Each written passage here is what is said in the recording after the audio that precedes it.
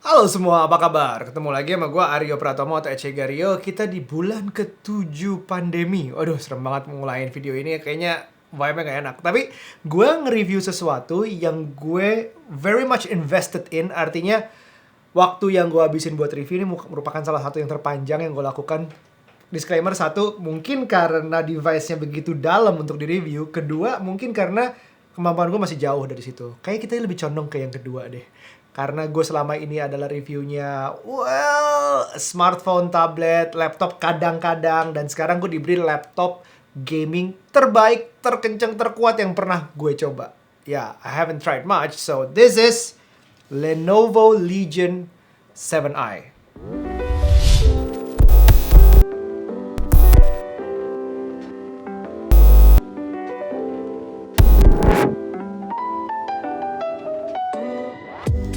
Di beberapa video sebelumnya, gue pernah nge-review yang namanya Legion Y740. Ini adalah laptop terbaik pada zamannya dari Lenovo. Nah, sekarang generasi baru mereka keluar, gue juga review Legion 5, dan sekarang gue review Legion 7i. Wah, asli. Gue mau mulai pelan-pelan ya, jadi don't judge me kalau ini kurang dalam. Lo bisa lihat, gue tahu jagat review, pasti review, dan gue ngobrol sama dia tentang laptop ini juga untuk membuat review ini. So, heads up untuk Mas Dedi. Oke? Pertama-tama kita ngomong dari desainnya. Dari segi desainnya, pertama kali gue mau ngebahas mobility-nya. Artinya dibanding sebelumnya, dia lebih ringan dan lebih tipis. Lebih tipisnya sampai bagian depannya aja kerasa bahwa this could be a working laptop. Laptop biasa. Dan lo tahu sendiri kalau desainnya Legion selalu mendekati hybrid antara nih mau gamer yang screaming muscly design atau dengan yang mau kantoran, mau rapih, mau elegan, subtle banget. Tapi tetap aja powernya, performance-nya sebuah gaming laptop. Tapi kita bahas performance mungkin nanti dulu. Di belakang sama sebelumnya masih menggunakan force ports yang ada di belakang sehingga dari depan masih kelihatan agak clean. Jadi di belakang kita lihat ya dari kiri gue ke kanan gue adalah powernya. Ada USB, ada LAN port, ada USB lagi, dan HDMI. Jadi ada pilihan untuk extend display-nya. Di sebelah kiri gue, sampingnya ini ada USB-C 2, salah satunya adalah Thunderbolt, dan masih ada 3.5mm jack. Di sebelah kanan ada satu USB, mungkin yang mau mouse-nya langsung terkoneksi ke sebelah kanan gampang. Itu udah cukup banget.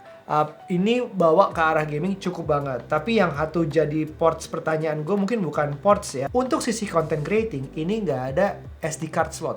Mungkin untuk menghemat tipisnya atau ringannya, dia nggak ada SD card slot. Jadi kayak menurut gue untuk content creating itu masih lumayan perlu. Terus, kita buka yang berbeda dari sebelumnya juga adalah RGB lighting-nya. RGB lighting ada di cooling di belakang sini.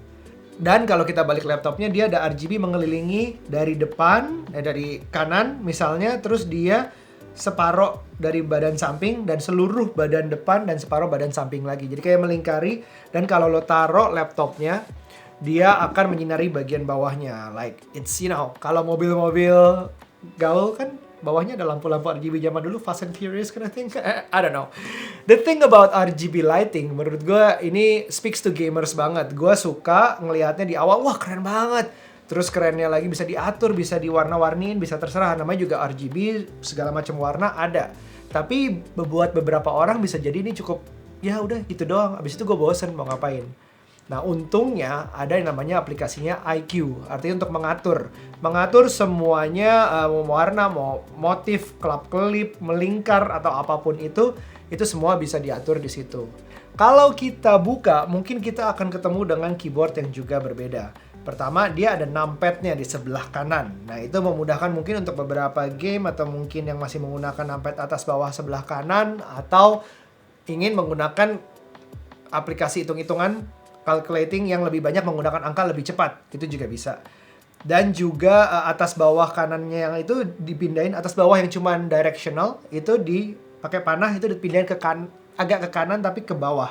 Jadi secara ngetik gue butuh waktu untuk membiasakan karena dia the whole QWERTY keyboard shift a bit to the left. Jadi dia geser sedikit ke kiri, jadi tangan gue nggak resting di tengah, dia akan resting sedikit ke kiri. Begitu juga trackpad-nya yang juga pindah. Dan tombolnya sekarang udah jadi satu semuanya. Nggak ada separate tactical button.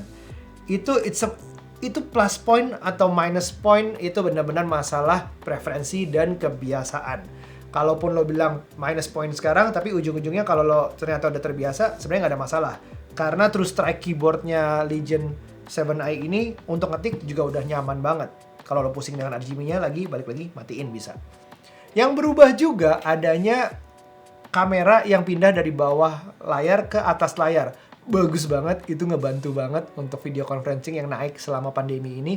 Terus kedua, itu bisa ditutup secara physical. Jadi bisa di slide untuk menunjukkan ya untuk security reason, privacy reason, lo nggak ada sedikit parnoan bahwa you're being watched. Oke? Sisanya it's pretty basic. Ada speakernya di atas sini dan ada juga thermal cooling di kanan kiri. Dan thermal cooling fan-nya nembak ke belakang juga ada. Dan dengan lampu RGB tadi. Oke, sekarang kita ngobrolin power and performance. Ini gue coba menjelaskan bahwa ini menggunakan Intel Core i7 10th Gen yang terakhir dari Intel dan dia 10875 2,3 GHz segala macam detailnya, tapi pokoknya cepet banget. Dulu aja menggunakan onboard graphic card-nya aja udah bisa nge-render 4K cepet banget. Dan ini menggunakan graphic card RTX 2070 Super. Artinya yang di overclock 8 GB video card RAM-nya itu cukup banget. Dan sebenarnya bukan untuk lebih ke content creating-nya, tapi lebih ke gaming-nya. Ray tracing segala macam. Kita coba jalanin yang first person shooting seperti ya CSGO, COD, sama satu lagi Doom Eternal. Itu, wah kalau Doom Eternal kan fast pace ya, jadi kerasa banget semuanya tuh enak banget. Yang paling gue nikmatin adalah ini kayak bump up the RAM-nya sampai 32 GB dan hard disk-nya, bukan hard disk, SSD internal 1 TB.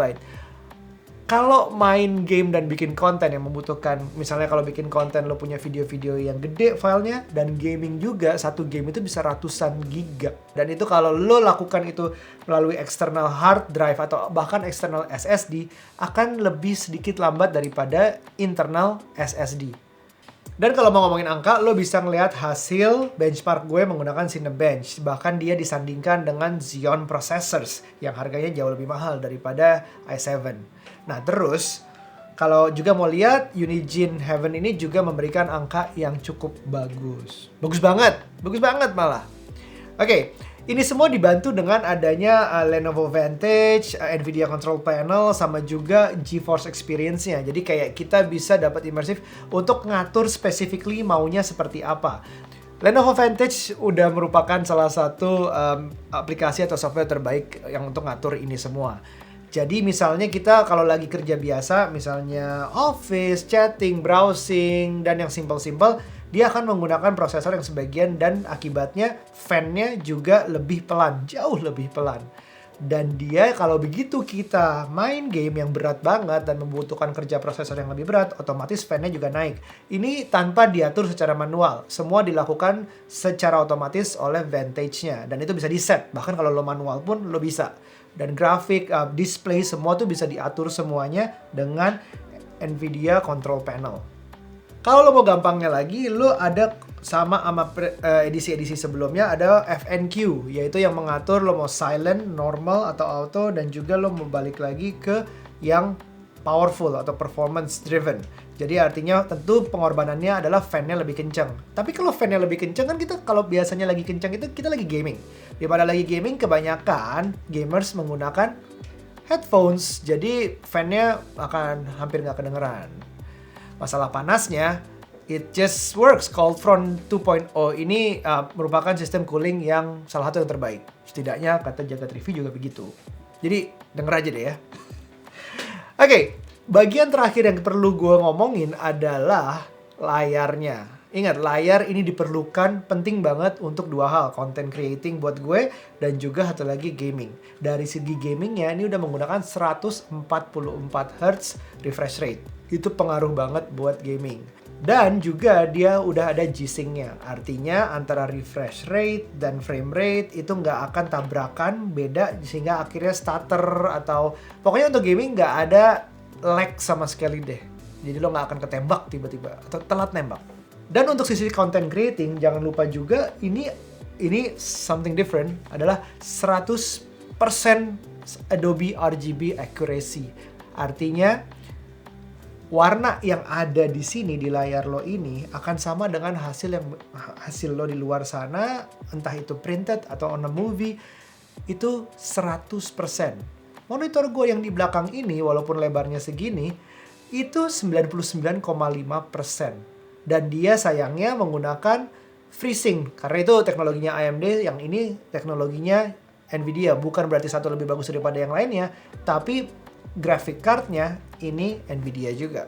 So, it matches teknologinya dengan hardware-nya. Jadi ini untuk siapa laptopnya? Oke, spesifikasi yang gue punya adalah sebagai berikut, dan lo bisa lihat bahwa ini harganya di atas 35-an juta. Cuman ada 2 spek yang keluar di Indonesia, 35 juta perlu dikonsiderasi juga sebagai buying point. Jadi kayak misalnya sebelum lo beli, lo harus lihat, lo pakai ini buat apa.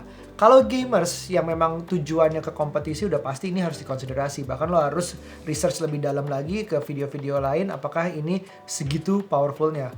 I'm not a gamer, I aspire to be, pengen dari kecil, tapi kayaknya I'm not in the right place to say that. Cuman ini semua game yang gue coba gak ada masalah. Bahkan Fall Guys juga gak ada masalah. Of course. Dan untuk content creator mempunyai mobile station atau mobile workstation yang cukup mobile untuk dibawa-bawa. I mean kalau beratnya ditambah dengan adaptornya aja udah lebih baik daripada sebelumnya, lebih ringan daripada sebelumnya. Plus it packs a powerful insights.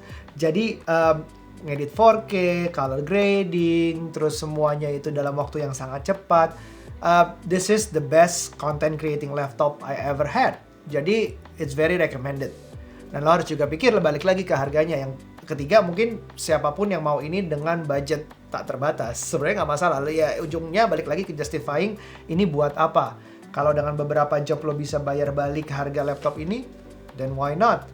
Kalau buat main lo bisa menangkan beberapa kompetisi atau dapat endorsement, then why not? Karena bagi gue ini meets the middle-nya perfect banget antara mau terlihat santai, kalem, tapi powerful, dan kanan mau terlihat muscly, flashy, screaming, RGB. Sebagai gamers, gak masalah juga. So, highly recommended if you can justify it. Sampai ketemu di episode berikutnya. Bye now. Let me get back to my game.